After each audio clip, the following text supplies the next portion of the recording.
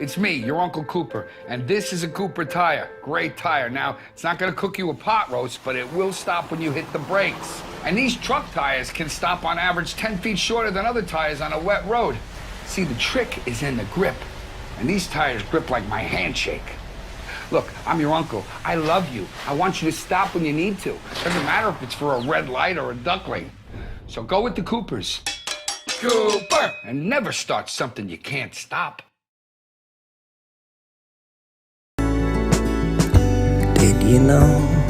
Did you know that your Sagamore advisor can help you plan how to make your golden years your best years? Call a Sagamore agent today. I had a really good time tonight. So did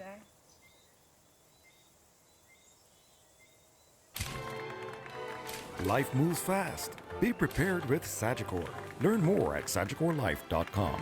Good morning, welcome to Morning Matters. This morning we have made our way over to the fine folks in St. Vincent and the Grenadines. Our guest this morning is the Minister of Agriculture, Saboto Ceasar. Mr. Ceasar, good morning and welcome. Thank you very much, and welcome and greetings from the beautiful islands of St. Vincent and the Grenadines. You look spiffy this morning, you look bright. You know, look like COVID has done nothing to the people on St. Vincent and on the island. Well, we are in a global pandemic, but we have a mantra here where life and living must continue whilst we follow the protocols advised by the Ministry of Health locally and the WHO. So we have to find ways of keeping our spirits high. And if you notice my colors this morning, I'm ensuring that that is happening. And greetings to you and the people of Belize, my Garifuna brothers and sisters. Lots of love from St. Vincent and the Grenadines, your motherland. That's right. We received that, and thank you. In this segment, I want to learn a little bit about who this minister is. Before he became the minister, a little bit about your upbringing and what got you to this point. So tell me a little bit about where in St. Vincent did you grow up?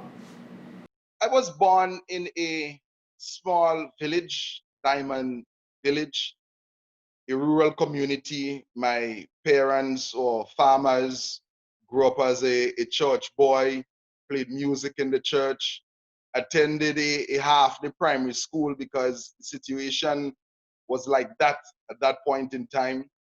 And basically went on to do my common entrance, went to a Catholic secondary school. And then I won a national scholarship, an island scholarship at the time, and went on to do law. So I'm a lawyer by profession, and I have a master's in banking and finance law. It's interesting that a boy that missed half his elementary years would get a scholarship and go on to be a lawyer and get his master's in anything. So I say congratulations. You know how much more you could have been had you gone to school every day? Well, that the jury's still out on that. When you were growing up, in the early stage of your life, what were your thoughts about your future? Well, it was always one of resilience. It was always one to fight off discrimination. And there was always a willingness to serve and to work with people.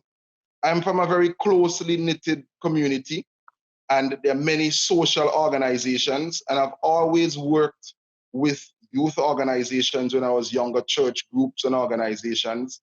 And it was just a natural flow as I grew older to move into different organizations. And definitely, I became very rooted and grounded in a lot of issues touching and concerning the development of my people.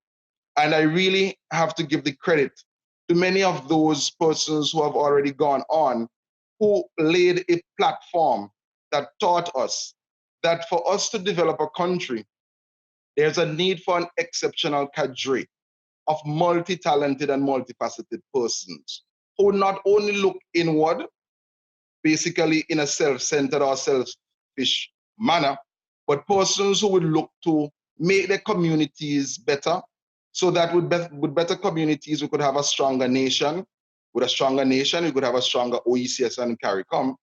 And with stronger sub-regions and regions, we could have a better world. So that has always been my policy in life, and I've used it as a precept in guiding my everyday movements. People may say that, it's before you get into politics, you have these ideal notions.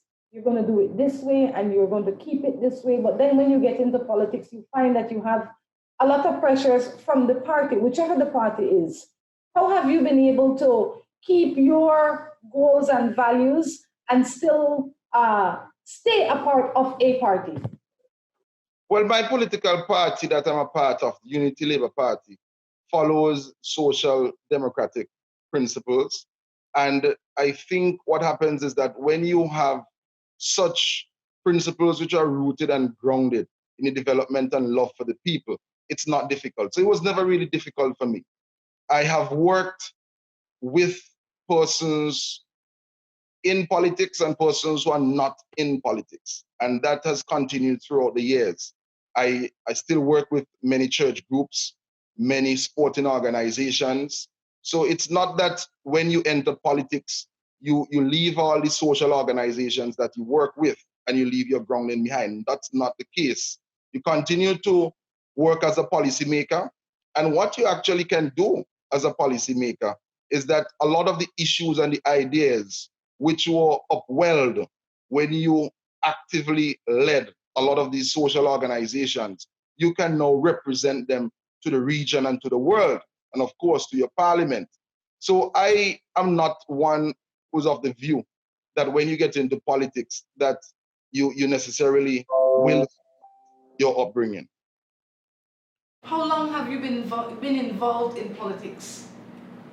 I started as a senator at the age of 27 and I'm now 39.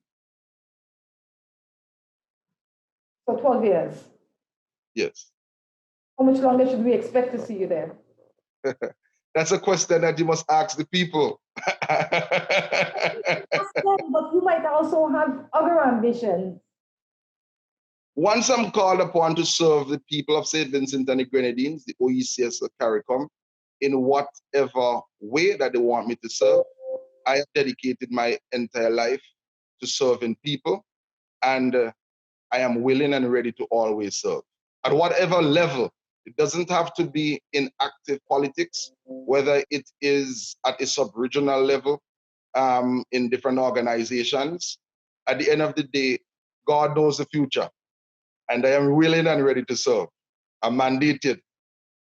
I like that you always keep your God close. Whenever I talk to you, you said, God bless you, thank you. You are definitely in tune with your God, but we will get into a little bit of that as this interview progresses.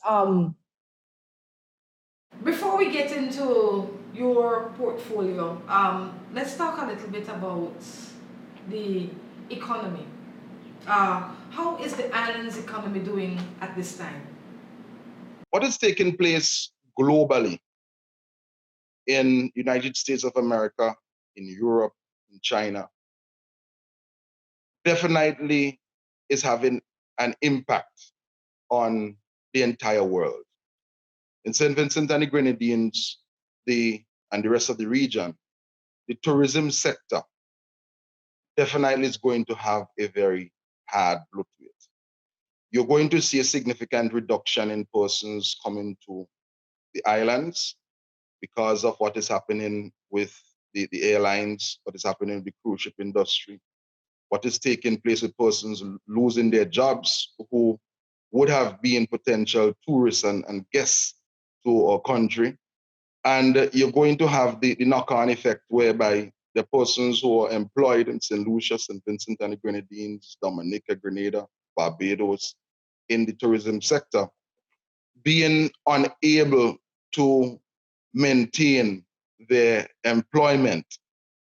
What we have seen taking place in St. Vincent and the Grenadines, we had the banana industry as a major crop. And because of the rulings of the World Trade Organization and the removal of the preferential treatment, St. Vincent and the Grenadines, the rest of the Windward Islands, were all affected. In fact, all banana producing countries in the world. And we receive financing through the banana company in measures. And this laid a platform for a deep-rooted diversification program and strategy alongside with other financing from the government through loans and grants. And we have been able to diversify our economy, with agriculture playing a very important role.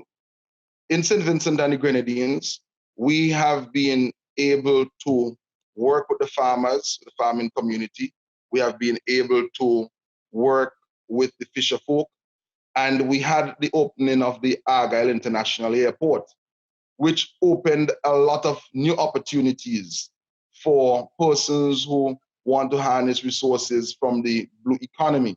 So right now, we have direct access to international markets in the United States of America, in China, in different places in Asia, because we have an international airport. I want to commend the farmers for the hard work and their diligence, because at one time, I remember in the region, persons were saying that there should be a diversification to the services sector. Out of agriculture, there should be a diversification to tourism. And what we saw is that in places like St. Vincent and the Grenadines, we ensured that we had a diversification strategy, a strategy that into consideration the critical importance of agriculture. And because of that, we are now established as the breadbasket of the Southern Caribbean. Even though we are impacted upon by COVID-19, we saw a 45% increase in the volume of exports from St. Vincent and the Grenadines as it pertains to agricultural commodities. We are a part of the OECS and CARICOM, and I want to thank the OECS Secretariat and the Secretariat at CARICOM for doing an excellent job in crafting a food security plan, one for the sub-region and one for the region. And Belize made a significant contribution to the crafting of the plan. And I really want to recognize the hard work of the Minister of Agriculture in Belize and all the technicians in the ministry, because we have to look to Belize for assistance and for participation as it pertains to livestock production. Belize is a significant source for livestock production, also Jamaica. St. Vincent and the Grenadines were the largest exporter of livestock in the OECS, and we're looking to collaborate with Belize. We have a collaboration with Jamaica and also Cuba. We did work with Barbados with the black belly sheep. So we are seeing this period, this dispensation, this particular epoch as one that can really enhance and strengthen the CARICOM single market and the economy, and also all those issues that we have tried to address at the OECS level pursuant to the revised Treaty of Basseterre as it pertains to us working towards the enhancement of the single market and economy. You have said more than a mouthful. Now we know that this morning we definitely will be having some good conversation. Because this is where it needs to go. This is I would imagine that during this time, a lot of the wishes of the people, especially the farmers and the exporters and the importers, where CARICOM is concerned, a lot of their wishes will come true. So in the next segment, I want to talk a little bit about that. But first, let's take a break and be back. Me and my Marie shops in Lake. Me and my Marie Sharp in Indiana. I'm in Rhonda Beach, California with my Marie Sharp. Me and my Marie shops in Kabul, Afghanistan. Me and my Marie shop that are Hertfordshire, England. Me and my Marie Sharps in Taipei, Taiwan. Marie Sharp, world-class products produced in Belize. New Buildings Limited is the company of choice when it comes to design, fabricating and erection of wide-span metal buildings in Belize. At New Buildings, we have a team of well-trained professionals that can produce the most innovative and durable metal structures. Be it domestic or industrial buildings, we can get it done for you. We have put together some of the most outstanding metal structures in the country. We also do estimates and consulting. Visit New Buildings in Spanish Lookout or give them a call at 631-8723 or 610-5185. New Buildings Limited, the experts when it comes to metal structures in Belize. Did you know that it's best to keep the lumber stored in a dry place? At KT Enterprises, all our wood is stored in an enclosed space to provide our clients with the highest quality. We allow you to personally select your lumber if you choose, and we deliver countrywide. Be it deckboard, beams, and imported hardwoods such as red oak and white ash. At KT Enterprises, we provide you with the highest grade in treated pine, construction grade plywood, and imported hardwood, delivered to your door. We continue to build Belize by reforesting its pine forest. Visit us today at 2.3 miles Iguana Creek Road or give us a call at 671-0114 or 672-0114.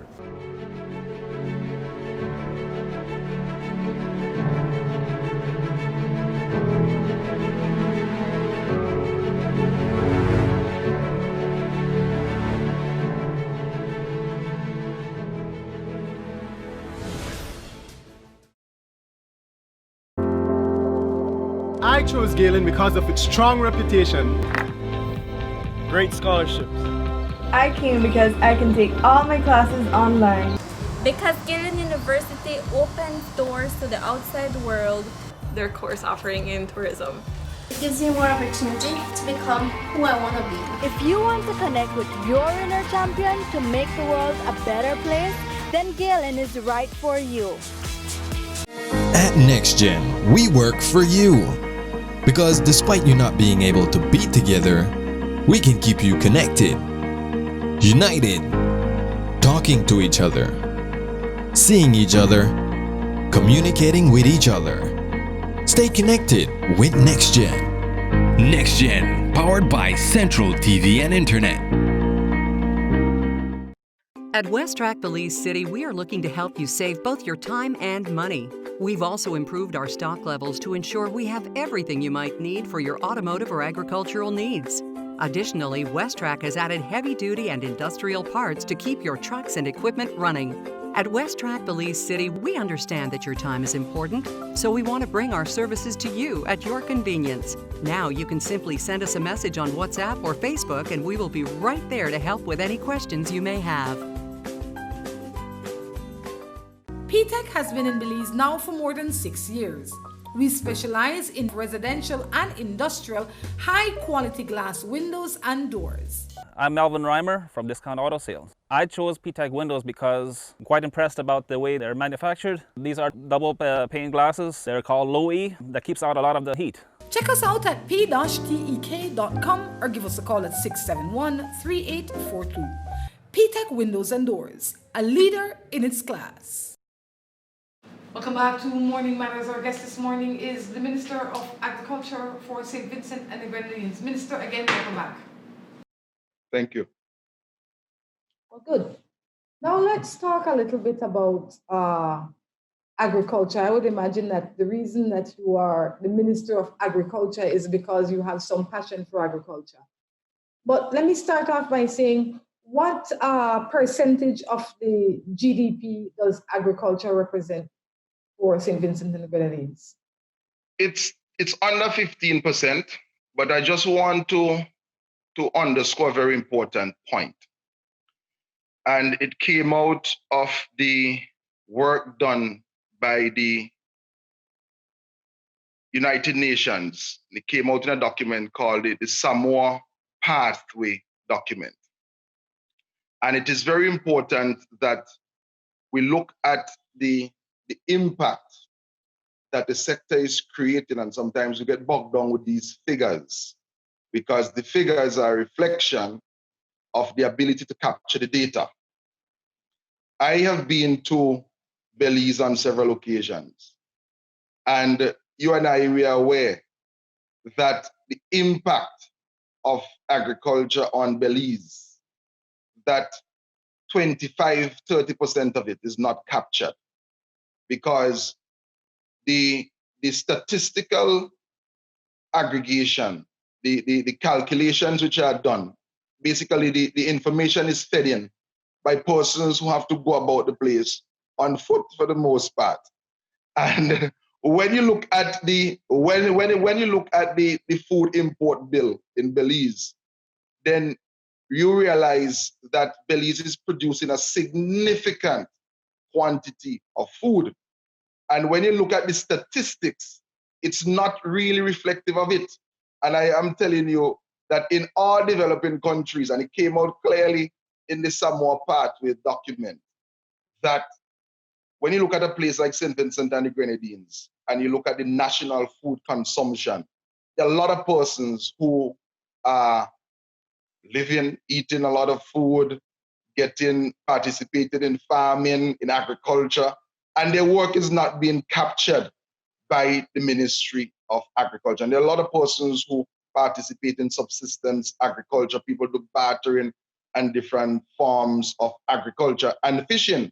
The persons who are fishing on the coast, who will go out and get their fish and sell it in these small communities.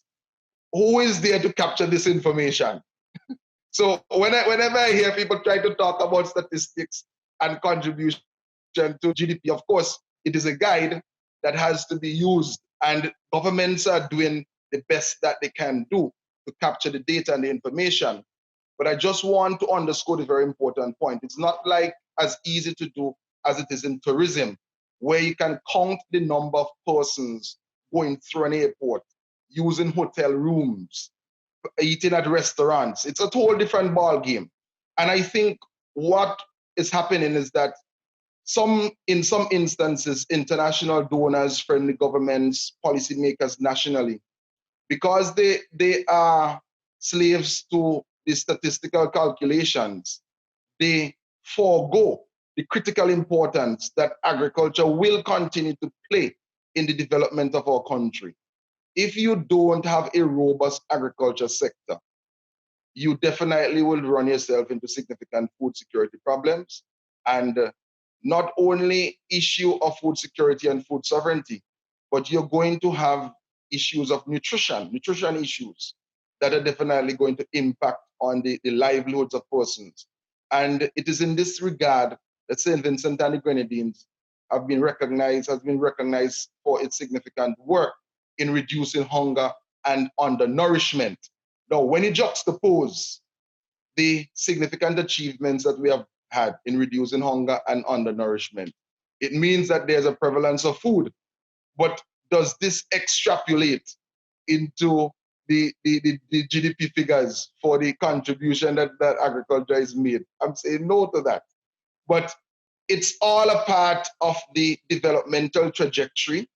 And as we come out of this COVID period, I think definitely it's one of the areas that we have to work on, how we gather statistics and how we respect statistics, and also appreciate the fact that there are certain parts of our culture and our tradition whereby we produce significant quantities of food, which is basically outside of the commercial realm. But persons, all the breadfruit trees, all the persons who are having the different harvests of different commodities in different areas, a lot of it is not captured. Very true.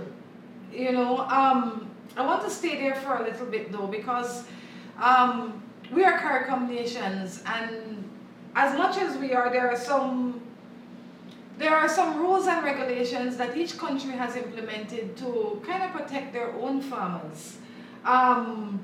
But do you think that this would be a time for us to eliminate some of the non-tariff barriers to improve food security for the Caribbean? Well, what is happening with COVID-19 is that it is creating that atmosphere whereby a lot of barriers, and I'm not going to say that member states have been setting up barriers. I would never say that. What the reality is, it's a different thing, but that's a different discussion. But I am of the view that with the disruptions in the international supply chains, what you're going to see happening is that persons who hitherto did not want to turn to other member states in CARICOM to establish proper trading arrangements and for the free movement of agricultural commodities, persons will be forced to do so. I have not really seen in CARICOM any set of barriers really being put up. Of course, there are different measures used by planned quarantine, for example, to protect the production platform within country. I'll tell you, for example, there's some member states that have the African giant snail and some don't. And of course, you have to make sure that you monitor your borders to prevent the movement of pests and diseases. There's black sigatoka in the region. There is the Moko disease. There is the pink mealybug. And from time to time, what you will have is the very strict implementation. And of course, you can't blame a member state for wanting to do what is best in the interest of production and productivity for its people. I am very comforted that over the last 2 months and a half, that the OECS Secretariat and the CARICOM Secretariat, we have convened several meetings, ministers of agriculture and in some instances, ministers of trade, to ensure that we remove a lot of these barriers, which before made life a bit difficult. However, this doesn't mean that persons must go about in a willy-nilly manner and basically do not follow international protocols and basically put other countries at risk. At the end of the day, we have to be our brother's keeper, and we have to ensure that we do the in-country monitoring so that we can have that trust and confidence to be able to move goods, move commodities across borders. I saw that when I say you, I mean St. Vincent and the Grenadines, just you ship some produce to Barbados. Do you have, I would imagine that this means that you have excess in some areas. Do you have shortages in some areas? And if so, what are they?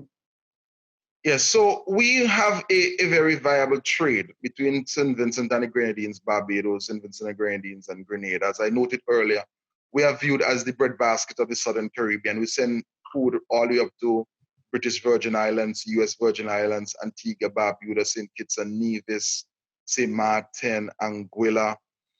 We send a lot of food up there, and we also share the northbound trading route with Dominica, which is a significant producer of food. We had a break for 2 weeks on the Barbados market because of the COVID-19 protocols in Barbados. They closed some of their markets, their local markets, because they had an issue with the physical distancing. Those markets were reopened, and we restarted our trade, and we were able to fulfill the requested quota from the private sector in Barbados. We produce a lot of root crops in St. Vincent and the Grenadines. We have also ensured that as we diversify the agricultural production platform, that bananas continue to play a role. We have a significant acreages of plantains, and we exported ginger, turmeric, a lot of sweet potatoes, yams, dasheen, and even passion fruit. I saw a lot of passion fruit also going to Barbados. Now, the issue is always going to be one of food security and making sure that there is a balance between what you export and what you keep in order to have enough food in your country. So what we did very early in St. Vincent and the Grenadines is that we came out with a stimulus package of close to 12 million Eastern Caribbean dollars. And you're going to see a significant and a positive impact on the contribution of agriculture to GDP when we do the next calculation. Because this is going to stimulate growth in the economy. It's going to stimulate the agriculture sector, fisheries subsector. And what we are going to see is that a lot of land will be worked up and cultivated. We have in St. Vincent and the Grenadines a large cadre of farmers. For example, we launched last week a program to have tractor services provided for some 200 acres, and it was fully booked. And we're going to move that up to about 600 acres. So we're very careful that as we export more, we have to ramp up the production. And I am confident that our farmers have been doing an excellent job so far, and will continue to do good work to ensure that we can maintain the supply that is needed for the export trade. It is one thing to be able to produce for your country and by extension for other countries, but what about keeping the cost at a rate that is affordable for the locals? How do your prices compare where that is concerned? Well, in St. Vincent and the Grenadines, it's not only price for the locals, but what we are seeing is that there's a variance. Different locations in St. Vincent and the Grenadines, you would have a different price for food. So for example, when you have to take the food down to the Grenadines, there's that additional cost for transportation. And because a lot of the food is produced, of course, like quite naturally like anywhere else, in the rural communities, the price for food in the rural communities is much lower than the price in the capital. It's the same thing in Belize. If you are producing food out in that area that I went when I was in Belize last, someplace Walk, what's the name of the place again? Yes. The food, if you're selling food out in those areas, is different than if you're selling the price of food in Belmopan. And because we are a very small island, just 150 square miles and 100,000 persons, you don't have that much variation, but there is a variation.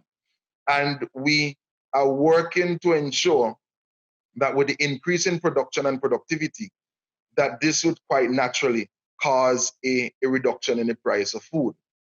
What we're seeing actually is that persons over the years have been going for more locally produced food.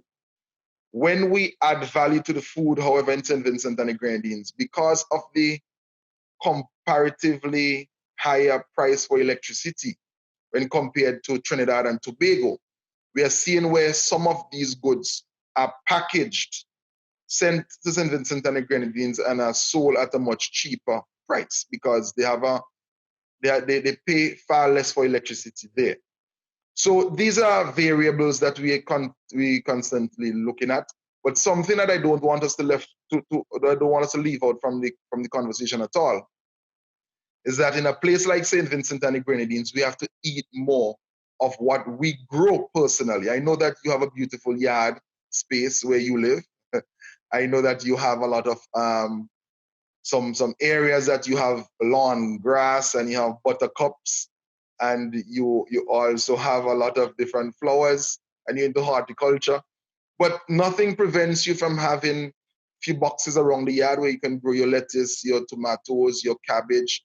And that is what we are advancing and advocating here in St. Vincent and the Grenadines, where persons can grow more food at home so that we can have that family food security, whereby persons do not have to participate in the internal trade.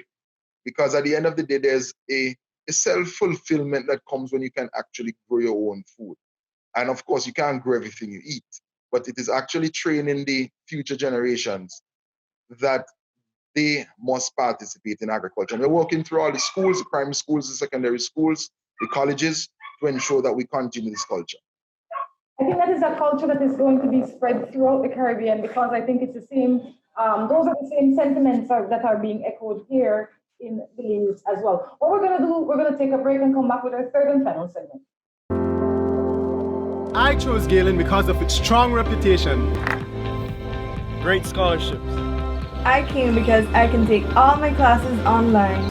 Because Galen University opens doors to the outside world. Their course offering in tourism. It gives me more opportunity to become who I want to be. If you want to connect with your inner champion to make the world a better place, then Galen is right for you.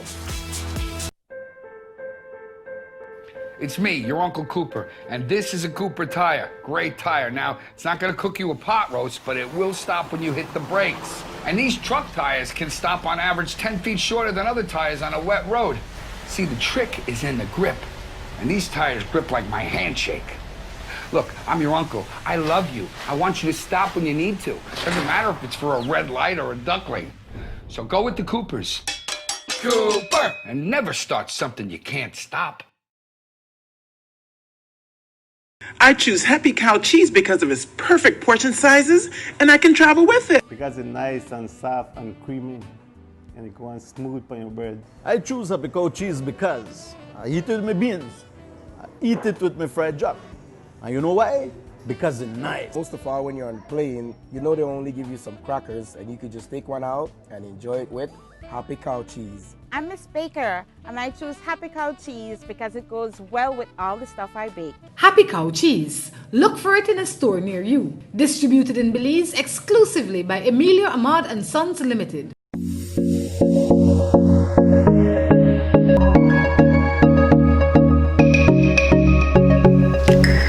Here at Coop Sheet Metal, we believe our job is very essential in serving our customers.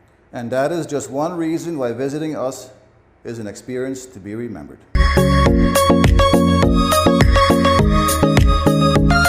Here at Coop Sheet Metal, we have a reliable fleet of trucks. We specialize in countrywide delivery of all our material.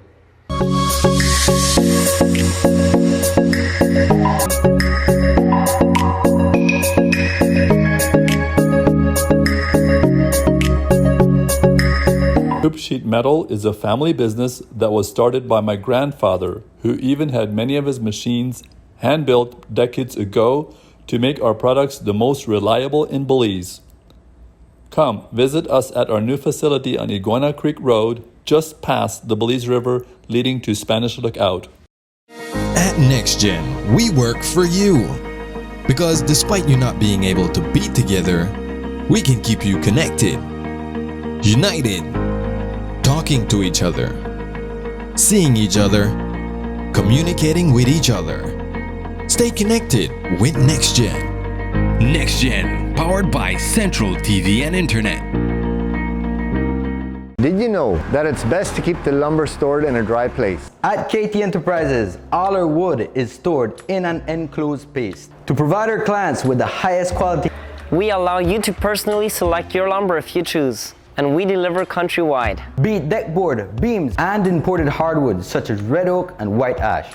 At KT Enterprises, we provide you with the highest grade in treated pine, construction grade plywood, and imported hardwood, delivered to your door. We continue to build Belize by reforesting its pine forest. Visit us today at 2.3 miles Iguana Creek Road, or give us a call at 671-0114 or 672-0114. New Buildings Limited is the company of choice when it comes to design, fabricating, and erection of wide-span metal buildings in Belize. At New Buildings, we have a team of well-trained professionals that can produce the most innovative and durable metal structures. Be it domestic or industrial buildings, we can get it done for you. We have put together some of the most outstanding metal structures in the country. We also do estimates and consulting. Visit New Buildings in Spanish Lookout or give them a call at 631-8723 or 610-5185. New Buildings Limited, the experts when it comes to metal structures in Belize. Me and my Marie shops in Inland Lake. Me and my Marie Sharp in Indiana. I'm in Rhonda Beach, California with my Marie Sharp. Me and my Marie shops in Kabul, Afghanistan. Me and my Marie shop that are Hertfordshire, England. Me and my Marie Sharps in Taipei, Taiwan. Marie Sharp, world-class products produced in Belize. P-Tech has been in Belize now for more than 6 years. We specialize in residential and industrial high-quality glass windows and doors. I'm Melvin Reimer from Discount Auto Sales. I chose P-Tech windows because I'm quite impressed about the way they're manufactured. These are double pane glasses. They're called low E that keeps out a lot of the heat. Check us out at p-tek.com or give us a call at 671-3842. P-Tech Windows and Doors, a leader in its class. Good morning, Rhonda. Hi, good morning. I'm Rhonda Crichton. I'm the host of the show called Morning Matters. Morning Matters is a show where people come and they share their issues with us. My name is Mike. I'm an alcoholic. And in return, we share our opinions with them. You and only you can forge your path. We have a lot to offer. We like to share beliefs with the rest of the world, not only our matters, but definitely our strengths. Caribbean peoples have a lot of story to tell. And if encouraged, they will tell it. The ordinary person is attracted to us as well as the professional because they all find a balance in Morning Matters. Mr. Minister, welcome back. Thank you very much. All right. Well, in this segment, I want to waste no time in getting into the paper that you just wrote. You wrote an article on drought, hurricane, the pandemic, and I'd like for you to get into a little bit of the details of that paper.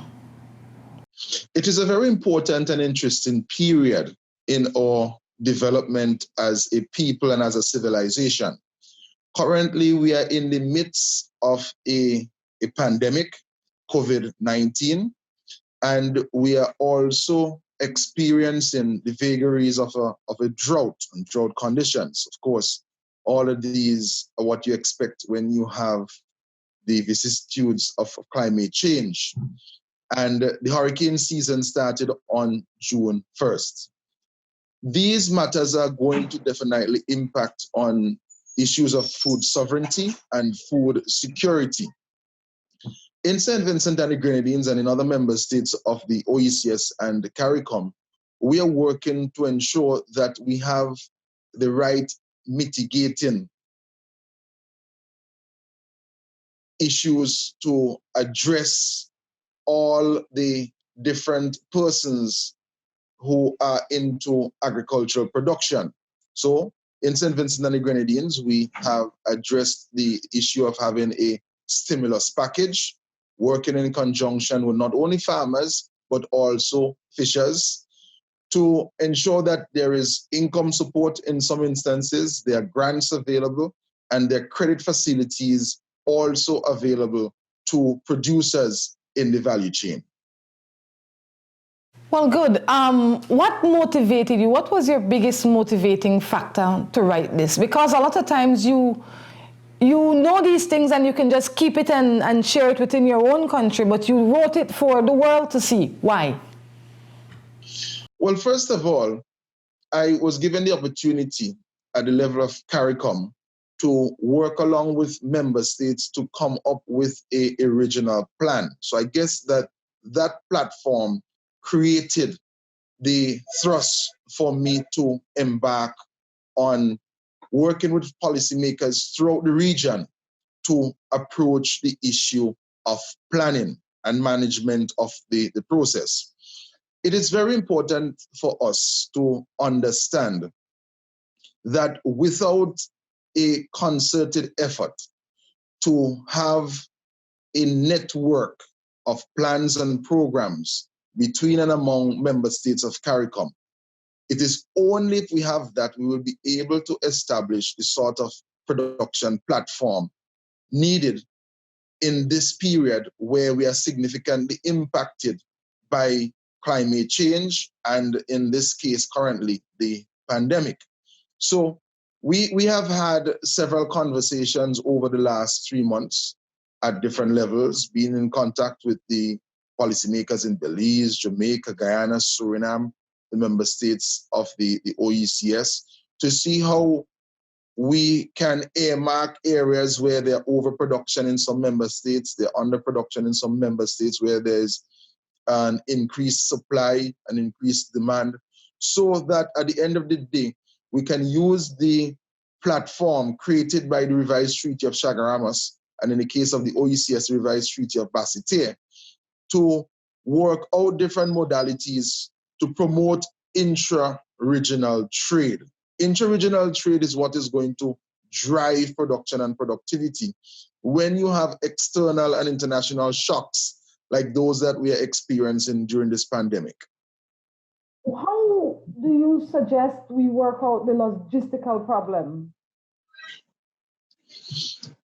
To work out the logistical problems, we have to have the private sector playing a very important role. At the end of the day, the state and the technicians of the state will be able to create the enabling environment for trade and to foster production and productivity.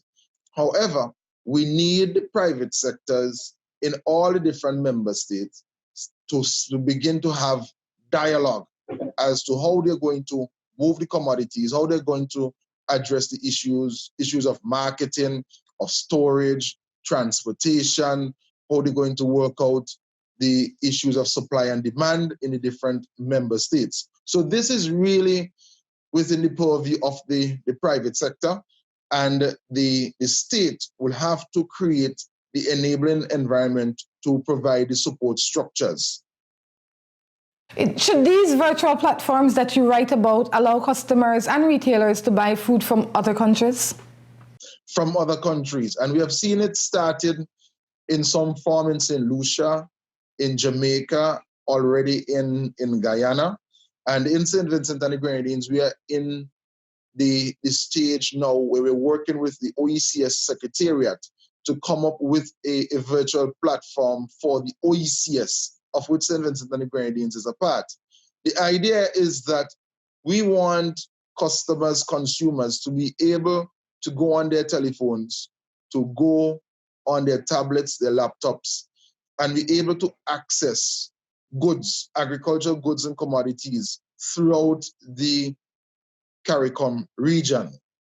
It's easy to access services. You can go online and see what real estate agents are selling in any member state. You can go online and you could order a car from Japan, but you can't go online and order some of the lovely livestock that you have there in Belize. And we have an excellent trade between St. Vincent and the Grenadines and other member states of CARICOM, but it is not yet fully operationalized on a virtual platform. And what we think is that once persons have the convenience of using a virtual platform, this will allow them to increase their purchases. It would assist in us reducing our food import bill. It will promote issues of import substitution.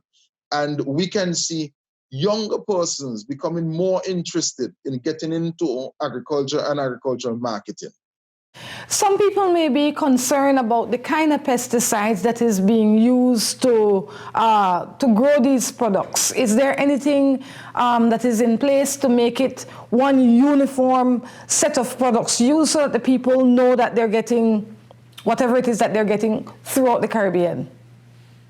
That would be an ideal situation. However, each member state, because of different tech packs in production, they have chosen different pathways. In St. Vincent and the Grenadines, for example, we have a total ban on Roundup and any product that contains glyphosate. We have also placed a total ban on aerial spraying. Now, because of our small landscape, it is easier for us to do that because our rates of production based on our land space is relatively small comparative to places that are much bigger. And I'm not going to call the name of any member state. However, it is there is the ability to have greater income for our farmers if we produce organic, fair trade products. So for a place like St. Vincent and the Grenadines, there will always be the opportunity for us to have our farmers benefit from producing products of the highest quality. And we have markets which are available in the United States of America and Canada, and of course, local markets and regional markets.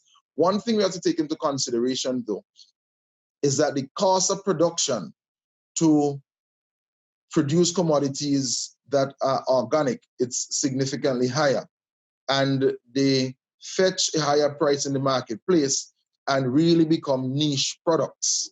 And there are some consumers who will go for products that are produced conventionally and not for these high-end products. Are these measures that you are working on primarily because of COVID? When COVID is finished, would you just sit back and say, okay, we've done it, we were able to feed ourselves for the last 3 months or 6 months, now we can go back to business as usual? I ask that because it would take a lot of investment for the people to initiate this.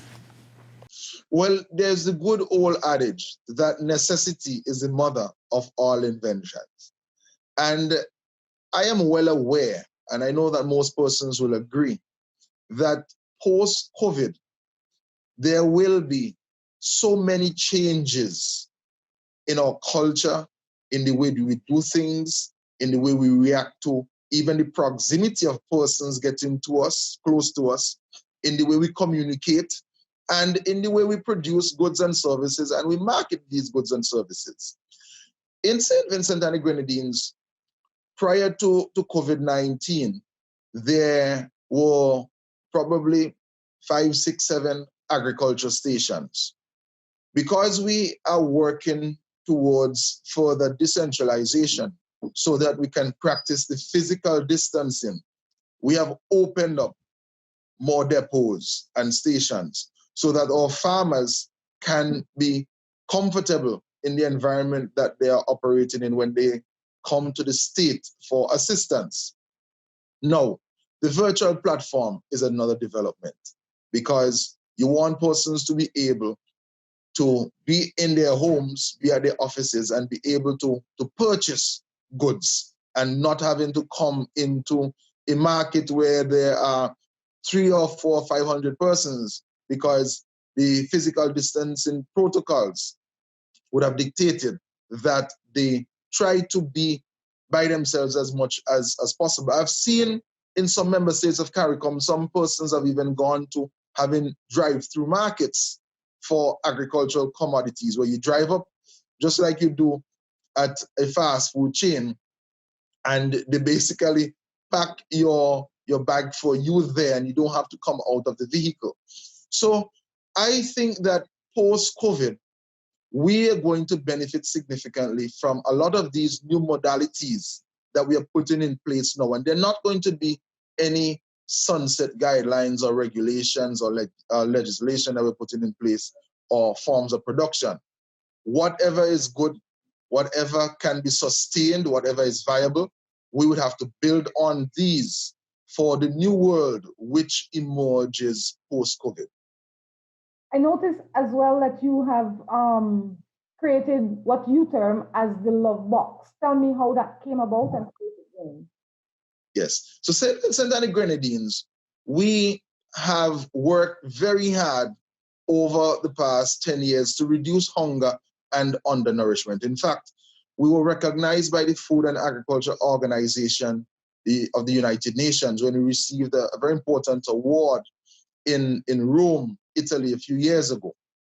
Now, we have as a policy in our country that we want to reduce hunger and undernourishment to a number approaching zero. And we established a zero hunger trust fund, whereby a percentage of the value of every telephone call is placed into this fund, and we assist persons to access food and to make food available and affordable to a cadre of persons. Of course, this is a part of a broad-based social safety network that is in place.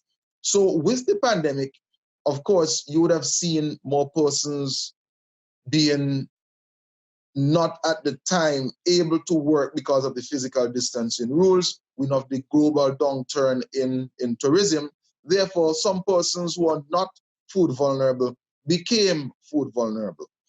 So we decided to come up with a network and a framework to assist both the farmer in marketing his commodities and to assist the food vulnerable in obtaining food. So we established 5 buying depots. We have the farmers take the produce to the depots, they are graded, and the food is bought, and they are packed in boxes, and they are distributed through the mechanism established by the churches, by social and civil society, NGOs, community-based organizations, and the Ministry of National Mobilization. So you have the farmers being assisted because the markets that they had that were tourism-oriented, which are lost for the moment, they will be able to sell to the state, and the state is now assisting persons who are vulnerable. So the production chain continues, and this is bringing great assistance to producers and the persons who are vulnerable in St. Vincent and the Grenadines. In fact, it is a lovely program, the Lovebox initiative. How is the process of legalizing marijuana going in St. Vincent and the Grenadines? In St. Vincent and the Grenadines, we have an excellent jurisprudential framework. We have been able to pass a Medicinal Industry Act focusing on a licensing regime for production of cannabis. We have been able to enact legislation for amnesty, that is persons who hitherto were engaging in cannabis production. We have carved out a special place for the traditional cultivator. And in St. Vincent and the Grenadines, the traditional cultivator plays an integral role in the development of the industry. And our Rastafari brothers and sisters, we have a pathway whereby we drafted a cannabis for religious purposes bill, and that bill, definitely based on international law, can go further once we utilize and we trigger the international legal pathways needed to have it enacted. And that is a constant conversation that will take place with the Rastafari community. But in St. Vincent and the Grenadines, I just want to note that our thrust and our quest is to establish a modern medicinal industry of which cannabis is only one commodity. We have the aloe vera, the turmeric, the moringa, the mushrooms, the different plant-based medicine that we have used historically in St. Vincent and the Grenadines that we would wish to take to the next level. So what we are doing is to work towards the establishment of a modern medicinal industry that is very diversified, whereby investors, whether it's local, regional, or international investors, can look at not only producing cannabis, but producing different plant-based medicine. And we have gone to protect the research which will emerge from all of this by enacting a Plant Breeders Act, so that persons who come to St. Vincent and the Grenadines can have their intellectual property protected at the international level. I absolutely love it. Minister, I'm sure that you have lots of work to do out in the field, so I will not keep you any longer. I say thank you for stopping and sharing with us this morning. Any last words? I want to encourage the farmers, the fishers, the agro-processors in the Caribbean to continue the good work that you are doing. I want the consumers in the region to continue to support what is produced intra-regionally, because we have to work towards reducing our food import bill. This pandemic will pass, but we have to create a platform so that we come out of this better than we went into it. Thank you very much, and thank you very much for the opportunity. All the very best. Have a wonderful day. Bye-bye.